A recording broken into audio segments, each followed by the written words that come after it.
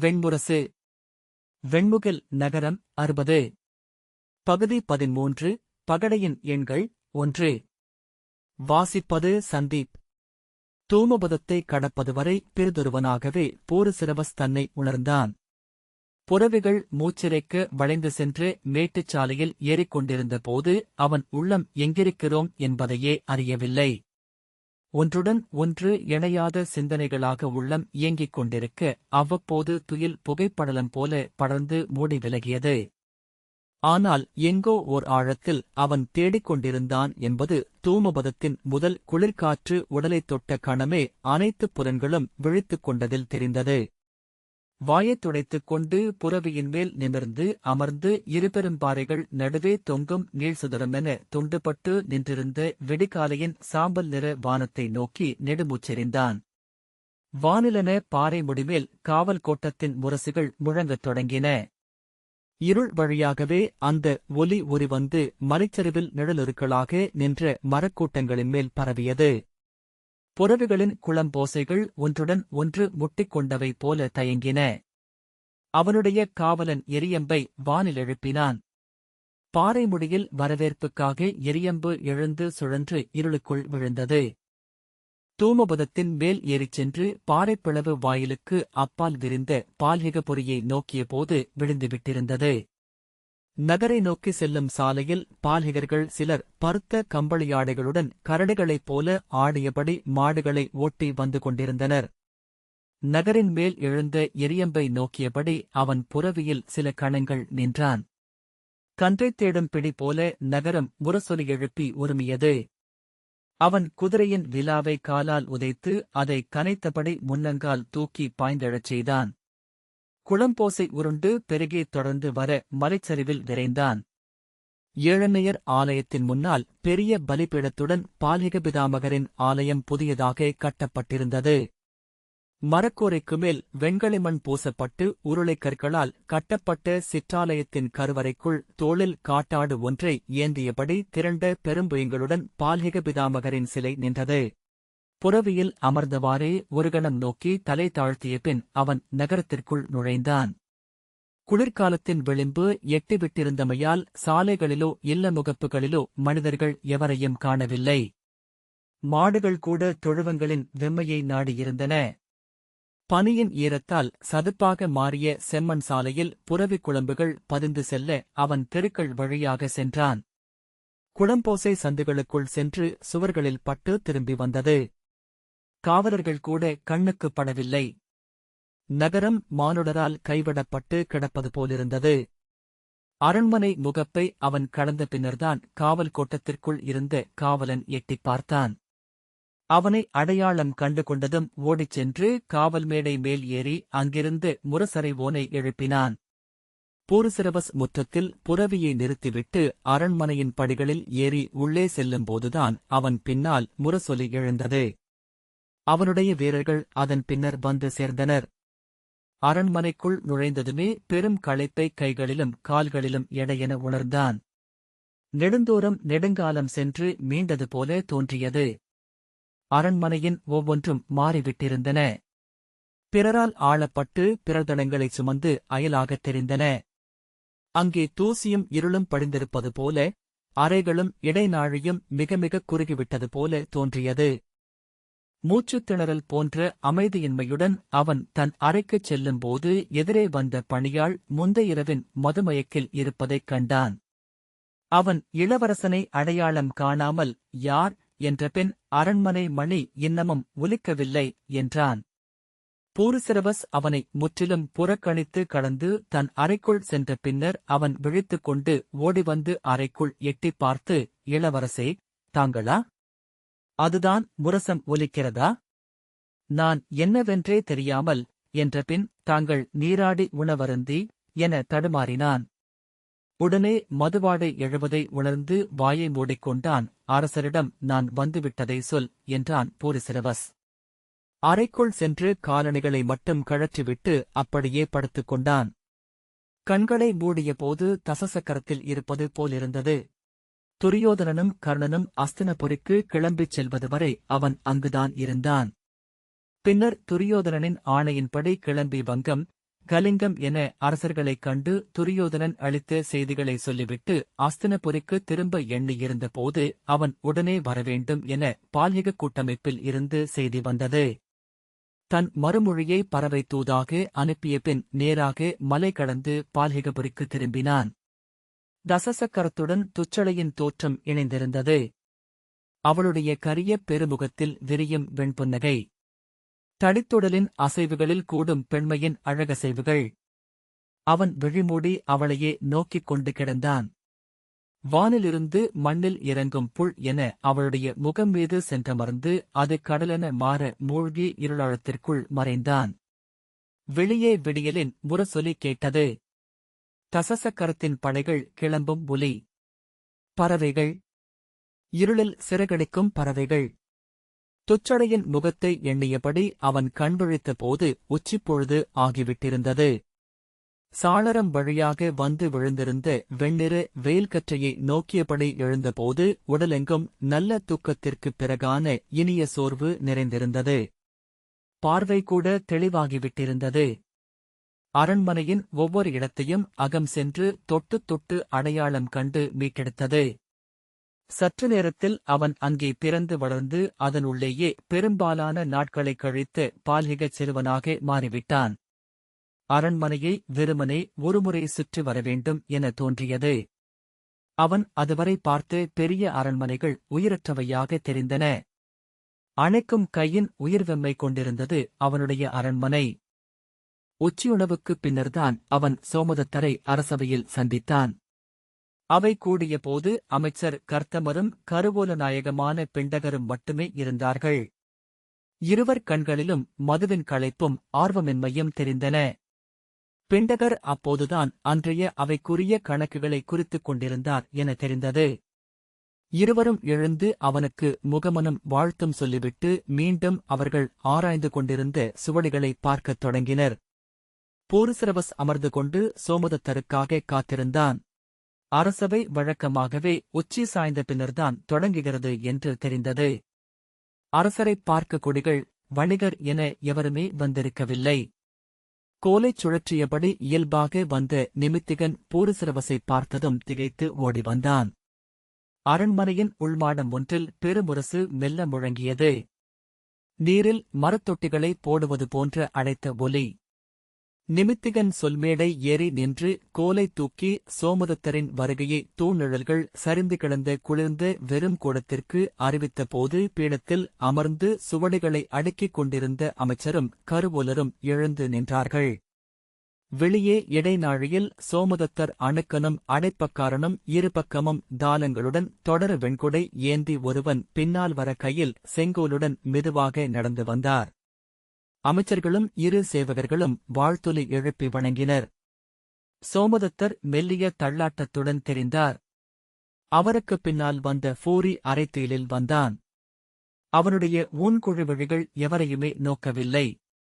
பெருமூச்சுடன் சோமதத்தர் அரியணையில் அமர்ந்து தன் மடிமீதும் கால் மீதும் தடித்த கம்பளிப் போர்வையைப் போட்டு உடலை ஒடுக்கிக் கொண்டார். ஃபூரி பீடத்தில் அமர்ந்ததுமே துயிலத் தொடங்கினான். சோமதத்தர் நீளமாக கொட்டாவிவிட்டார். அவர் கண்கள் நன்றாக களைத்து சுருங்கியிருந்தன. அவருக்கு தலைவலி இருப்பது தெரிந்தது. ஈரத்துணியை கழுத்தைச் சுற்றிக் கட்டி அதன் மேல் மேலாடையை போர்த்தியிருந்தார். வாயில் நரும்புத் துண்டை போட்டு மென்று மதுவின் புளித்த அமிலமணத்தை வெல்ல முயன்றார். மலைநாடுகளில் குளிர்காலம் என்பது இரவும் பகலும் குடித்து எங்கிருக்கிறோமென்றே தெரியாமல் ஒடுங்கிக் கிடப்பதற்குரியது. குழியணில்கள், கீரிகள், முயல்கள் அனைத்துக்கும் விழிகளில் இருந்த ஆன்மா விலகி உள்ளே சென்று ஒடுங்கியிருக்கும். நிமித்திகன் முறைமைச் சொற்களைச் சொல்லி வணங்கி சென்றதும் கர்த்தமர் அன்றைய செய்திகளை சொன்னார். அவை செய்திகளே அல்ல, வழக்கமான சொற்கள். பிண்டகர் கருவூலக் கணக்கை சொன்னார். வழக்கமான எண்கள். சோமதத்தர் முகம் சுளித்து தலையை அசைத்தபின் சாளரத்தை நோக்கி அதை மூடும்படி ஆணையிட்டார்.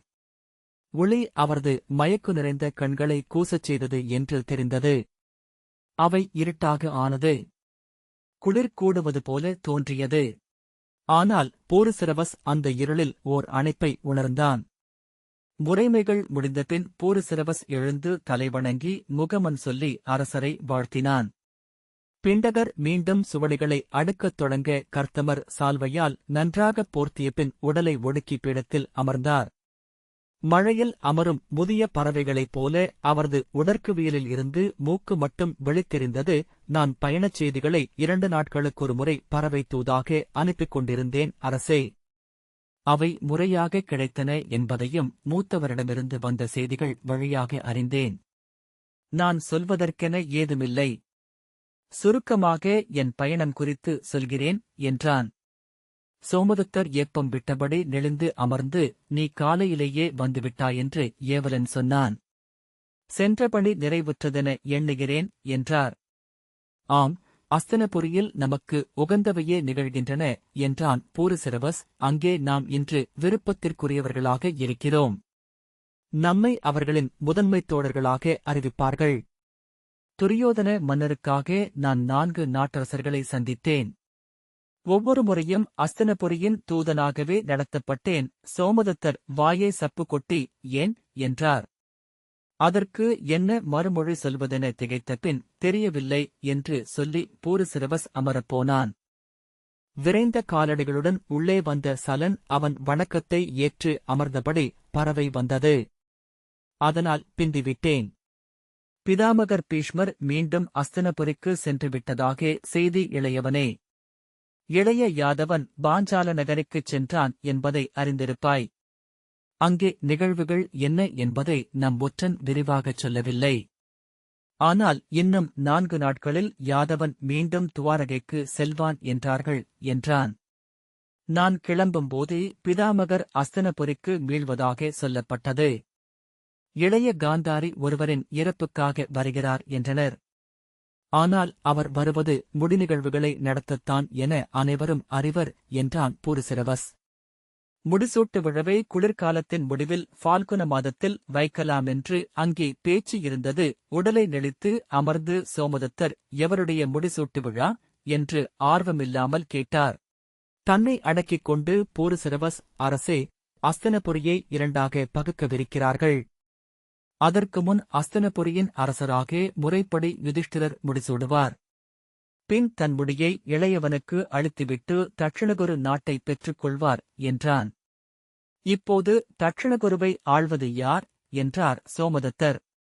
பூரிசிரவஸ் சலிப்புற்று, இப்போது அது திருதராஷ்டிரரால்தான் ஆளப்படுகிறது அரசே. அங்கே ஒரு பெருநகரை பாண்டவர்கள் அமைக்கவிருப்பதாக சொல்லப்படுகிறது என்றான்.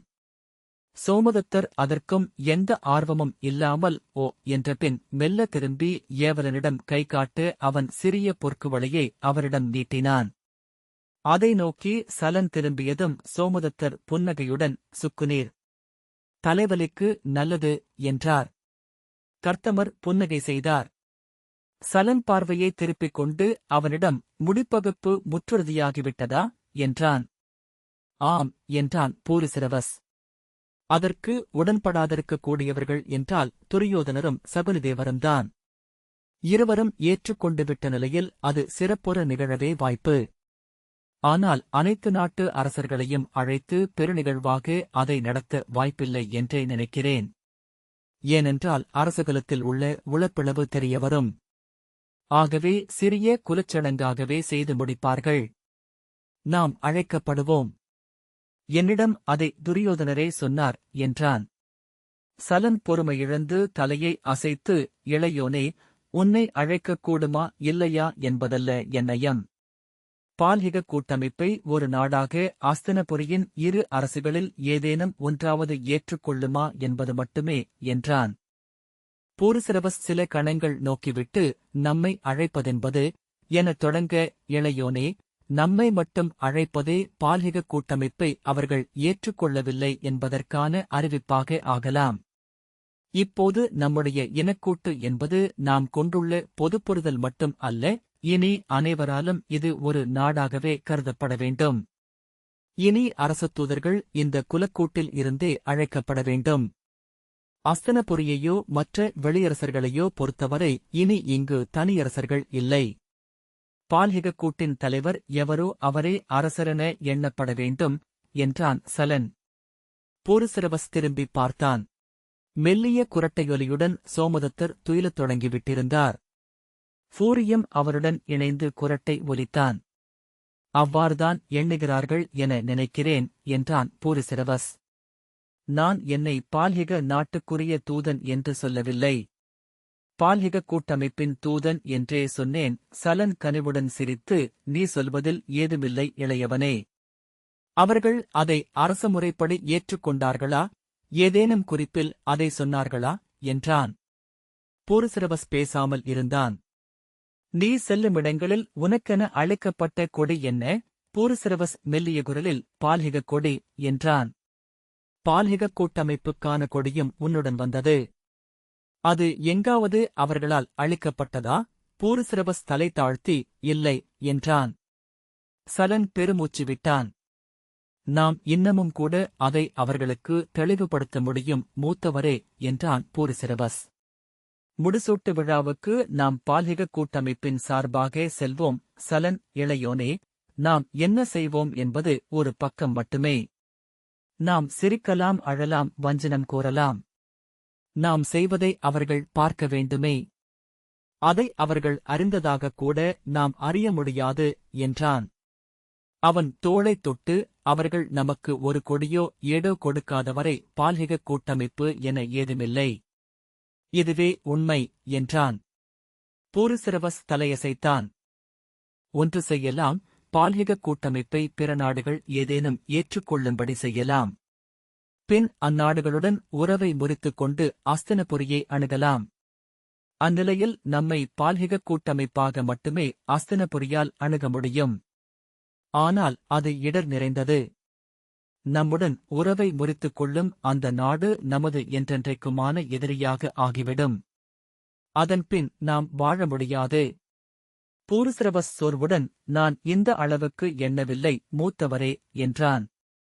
நீ இளையவன். அரச முறைமைகள், முகமன் சொற்கள், கட்டித்தழுவல்கள் ஆகியவற்றை உண்மை என நம்பிவிட்டாய்.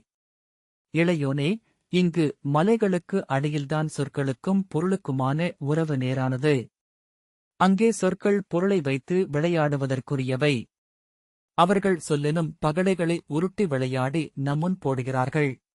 நாம் அவற்றை எடுத்து உருட்டி நமது 12 அடைய வேண்டும். சலன் சொன்னான், உன்னை அவர்கள் தழுவிக்கொள்ளலாம், இன்சொல் சொல்லி மகிழ்விக்கலாம், அருகிருத்தி அமுத்தூட்டலாம். ஆனால் உன் அரசியல் விருப்புகளை ஒருபோதும் வளர்க்க மாட்டார்கள்.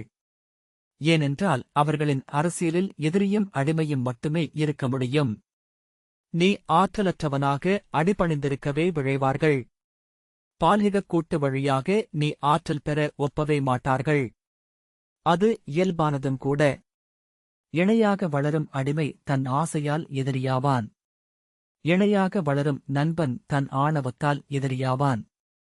உன்னை அவர்கள் அணைத்து இன்சொல் சொன்னது கூட பால்ஹிக கூட்டை உடைப்பதற்காக இருக்கலாம். பூரிசிரவஸ் திகைப்புடன் நோக்க, இப்போதே செய்தி சென்றிருக்கும். சல்லியர் என்ன எண்ணுவார்? நீ துரியோதனனுடன் அணுக்கமாகிவிட்டாய். ஆகவே பால்ஹிக நாடு நேரடியாகவே அஸ்தினபுரிக்கு நட்பு நாடாகிவிட்டது. அதன் உட்பொருளென்ன இளையவனே? நாம் படைதிரட்டி பிற பால்ஹிக நாடுகளை வென்று நம்மை இப்பகுதிக்கு தலைவர்களாக ஆக்கிக் கொள்ளப் போகிறோம் என்பதுதானே? முதல் தாக்குதல் மதுர நாட்டின் மீதாகத்தானே அமையும். எண்ணிப்பார் என்றான். பூரிசிரவஸ் பெருமூச்சுடன் ஆம் என்றான். ஆகவேதான் உன்னை திரும்பச் சொன்னேன். நீ அங்கிருந்தால் உன்னை மேலும் மேலும் அஸ்தினபுரியின் அரசவைப் பணிகளில் ஈடுபடுத்துவார்கள். நீ அஸ்தினபுரியின் தூதனாகச் சென்றதே பெரும் பிழை. பூரிசிரவஸ், மூத்தவரே, நான் துரியோதனரின் அணுக்கனாக ஆனேன் என எண்ணி என சொல்லத் தொடங்க சலன் சினத்துடன், மூடா, நீ துரியோதனனின் தூதனாக எப்படி செல்ல முடியும்? நீ பால்ஹிகர்களின் தூதனாக மட்டுமே எங்கும் பேச முடியும் என்றான். பூரிசிரவஸ் விழிகளை தாழ்த்திக் கொண்டான். சரிவிடு, இனி அதைப் பற்றிப் பேசி பயனில்லை. நீ உடனே கிளம்பி மதுர நாடு செல். சல்லியரின் எண்ணம் என்னவாக இருக்கிறதென்று பார்த்து வா. ஆணை என்றான் பூரிசிரவஸ். அவர் உளம் திரிபடைந்துள்ளார் என்றனர். அவ்வண்ணம்தான் நிகழுமென நான் முன்னரே வைத்திருந்தேன். அதை அவர் சில நுண்ணிய செயல்கள் வழியாக வெளிப்படுத்தினார். வணிக வழிக்கான ஒப்புதல்கள் கோர பால்ஹிக கூட்டமைப்பின் தூதர்களை கூர்ஜரத்துக்கும் துவாரகைக்கும் அனுப்பினோம். அதில் மத்ர நாட்டவர் எவரும் கலந்து கொள்ளவில்லை. துவாரகையின் அரசுமதியாளனுக்கு அந்த உட்குறிப்பே போதும். அவன் மத்ர நாட்டின் உள்ளத்தை மேலும் பிளப்பான். பால்ஹிக கூட்டமைப்பை உடைத்து மற்றர்களை தனியாக தன் பக்கம் இழுப்பான். ஐயமே இல்லை பூரிசிரவஸ், நான் என்ன செய்ய முடியும் என்றான். நீ இன்னமும் கூட மத்ர நாட்டில் விரும்பப்படுபவன். நீயே செல்வதும் சல்லியரை பணிவதும் மற்றர்களின் உள்ளத்தை மாற்றக்கூடும். மேலும் நீ சல்லியரின் இளையவர் திதிமானரின் மகள் விஜயை மணக்கக்கூடுமென அங்கே எண்ணிக் கொண்டிருக்கிறார்கள். அந்த எண்ணத்தை உடனே வலுப்படுத்த வேண்டும். நீ சென்ற மறுநாளே உனக்காக விஜயை மகள் கொடை கோரி எங்கள் முறைமைச் செய்தியும் திதிமானரை சென்றடையும். மத்ரநாட்டு இளவரசியின் விழைவு கைகூடுவதனால் அரசரும் குடிகளும் மகிழக்கூடும். நாம் பால்ஹிக கூட்டை விட்டு விலகினாலும் மத்ரநாட்டை எதிரியாக கொள்ள மாட்டோம் என்பதாவது உறுதியாகும். இப்போதைக்கு அதுவே போதும் என்றான் சலன். மூத்தவரே, முன்னரே இது பேசப்பட்டதுதானே? நான் விஜய்க்கு சொல் அளித்திருக்கிறேன். அவளும் எனக்கு சொல்லளித்தாள் என்றான் பூரிசிரவஸ். ஆம், ஆனால் நீ அதிலிருந்து விலகிவிட்டாயென மத்ரர் நம்ப வாய்ப்புள்ளது. பூரிசிரவஸ் திகைப்புடன் ஏன் என்றான். நீ துரியோதனர் தங்கை துச்சளையை மனம் புரிந்து கொள்ளப் போவதாக இங்கே செய்தி இருக்கிறது என்றான் சலன். இல்லை, அவ்வண்ணமேதும் என பேசத் தொடங்கிய பூரிசிரவஸ் பாதியிலேயே நிறுத்திக் கொண்டான். இளையோனே, அவளை உன்னிடம் உதவி கோரியதை நீ எழுதியிருந்தாய். நெறிகளின்படி இளவரசியர் எந்த இளவரசனிடமும் நேரிலோ முத்திரை வழியாகவோ உதவி கோரலாமென்றாலும் அவ்வாறு கோரப்படுபவனுக்கு அவள் மேல் ஓர் உரிமை உருவாவதை மறுக்க முடியாது. நீ அவளுக்கு உதவியிருக்கிறாய். அதன் பொருட்டே களம்புகுந்திருக்கிறாய். உன்னை அவ்வண்ணம் காண்பதனால்தான் துரியோதனர் உன்னை அவரது தூதராக அனுப்பினார் என நம்மவர் எண்ணுவதில் என்ன பிழை? பூரிசிரவஸ் தோள் தளர்ந்து, ஆம், அரசர்கள் என்னை வரவேற்றதை எல்லாம் நினைத்துப் பார்க்கிறேன். இப்போது தெரிகிறது, அத்தனை பேரும் அப்படித்தான் எண்ணியிருக்கிறார்கள் என்றான். அவ்வெண்ணமும் ஒரு வகையில் நமக்கு நல்லதே என்றான் சலன். அஸ்தினபுரியின் இளவரசியை நீ மணம் புரிவது நம் குலத்திற்கு பெரும்பரிசு. அவ்வெண்ணம் அவர்களுக்கு இருக்கிறதா என்று தெரியவில்லை. அந்த வாய்ப்பு உனக்குள்ளது என்றாலே இங்குள்ள 10 தலைமைகளில் நம்மிடம் முதன்மையானதாகிவிடும். இப்போது அந்த ஐயத்தையே நாம் படைக்கலமாக பயன்படுத்திக் கொள்வோம். உண்மையில் அப்படி நிகழ்ந்தால் அதன் பின் இந்த பால்ஹிக கூட்டமைப்பே நமக்குத் தேவையில்லை. உண்மையாகவே நாம் 10 குலங்களையும் நமக்கு சிற்றரசர்களாக ஆக்கிக் கொண்டு பால்ஹிகப் பேரரசின் அடித்தளத்தை அமைப்போம். ஏதோ சொல்லத் தொடங்கிய பூரிசிரவஸை கையமர்த்தி, நீ சொல்ல வருவது புரிகிறது. நாம் இப்போது விஜயை நீ மணம் புரியவிருப்பதாக ஒரு செய்தியை மட்டுமே அவர்களுக்கு அளிக்கிறோம். மணம் நிகழப்போவதில்லை. அஸ்தினபுரியில் துச்சளைக்கு மணம் எப்படி முடிவெடுக்கிறார்கள் என்று பார்ப்போம். அதுவரை காத்திருப்போம் என்றான். நான் கேட்டறிந்தவரை நீயே அஸ்தினபுரியின் மருகன் என்றே தோன்றுகிறது. உன்னளவுக்கு இன்று அக்குடியுடன் நெருங்கிய பிற இளவரசர்கள் இல்லை. பூரிசிரவஸ் மெல்லிய குரலில், இன்னமும் அங்க நாட்டரசரும் மணம் புரியவில்லை என்றான். சலன், மூடா, முடிசூடினாலும் அவன் சூதன். அவனை அஸ்தினபுரியின் ஒரே இளவரசிக்கு மணமகனாக ஆக்கமாட்டார்கள். அவை ஒருபோதும் அதை ஒப்பாது என்றான். நான் உடனே கிளம்புகிறேன் என்றான் பூரிசிரவஸ். இன்றே கிளம்பு. நமக்கு நேரமில்லை. யாதவனின் கணக்குகள் மின்னல் போல கணத்தில் கோடித் தொலைவை எட்டுபவை என்கிறார்கள். இதற்குள் அவன் மத்ரரை தொடர்பு கொண்டிருக்கவில்லை என்றால் நல்லது என்று சலன் சொன்னான். அங்கிருந்து சௌவேரர்களையும் சென்று பார்த்துவிட்டு வா. எதையும் ஒழிக்க வேண்டாம், அவர்களும் அறிந்திருப்பார்கள். துச்சடையைப் பற்றி மட்டும் சொல்லாதே. விஜயிடம் நீ பெருங்காதலுடன் இருப்பதாக சொல். பூரிசிரவஸ் தலையசைத்தான். சலன் திரும்பி அரசரை நோக்கினான். அவர் நன்றாகத் துயின்று வாழைக்குலை போல அரியணையில் இருந்து தொங்கிக் கிடந்தார். சில தருணங்களில் நான் முற்றிலும் நம்பிக்கையை இழக்கிறேன் இளையோனே.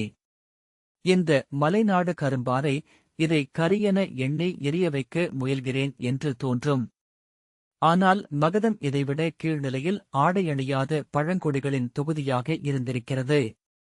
மாளவமும் கூர்ஜரமும் கூட அப்படி இருந்த காலங்கள் உண்டு என்றான் சலன். ஒரு போர் வந்து இந்த வேந்தலைகள் சீவி எறியப்பட்டால் கூட நன்று என தோன்றிவிடுகிறது. போரில் வீரர்களின் தலைகளே உருளும். சோம்பேறிகள் எஞ்சுவார்கள் என்றான் பூரிசிரவஸ். சலன் வருத்தமான புன்னகையுடன் ஆம், உண்மை என்றபின் துச்சளை அழகியா? உனக்கு பிடித்திருக்கிறதா என்றான். அழகிதான், அரசிளங்கு மறிகளில் அழகிகள் அல்லாதவர் இல்லை இளையோனே என்றான் சலன் சிரித்தபடி. இங்கு நாம் செய்யும் ஒவ்வொன்றையும் கூர்ந்தே செய்ய வேண்டும். துரியோதனருக்கு உன்னை தங்கை கணவனாக கொள்ளும் எண்ணம் இருந்தது என்றால் நம் செயல்களால் அவ்வெண்ணம் தவறிவிடக்கூடாது. நாம் பால்ஹிக கூட்டமைப்பில் குறிப்பாக இருந்தால் அவர் நம்மை ஐயுறலாம். பால்ஹிக கூட்டமைப்பை நாம் பேணாவிட்டால் நாம் சிறுமலைக்குடியினராக மதிப்பிழப்போம். நடுவே நூல்பாலம் வழியாக செல்ல வேண்டிய காலம் இது. தலை வணங்கி பார்க்கிறேன் என்றான் பூரிசிரவஸ். சலன் திரும்பி கருவூலரிடம் இளையோன் இன்று மாலையே செல்கிறான். அவன் கொண்டு செல்ல பரிசுப் பொருட்களை அமையுங்கள். அவன் அரசரின் ஓலையுடன் முழுமையான அரச முறைப்படி செல்லட்டும் என்றான். அவர் தலையை தாழ்த்தி ஆணை என்றார். சலன், நான் உன்னையே நம்பியிருக்கிறேன் இளையோனே. இங்கு எவரும் நம்மை புரிந்து கொள்ளவில்லை. தூங்கும் ஓநாயின் செவி மட்டும் விழித்திருப்பது போல நாம் இருக்கிறோம் என்றான். இந்த வாசிப்பை கேட்டதற்கு நன்றி.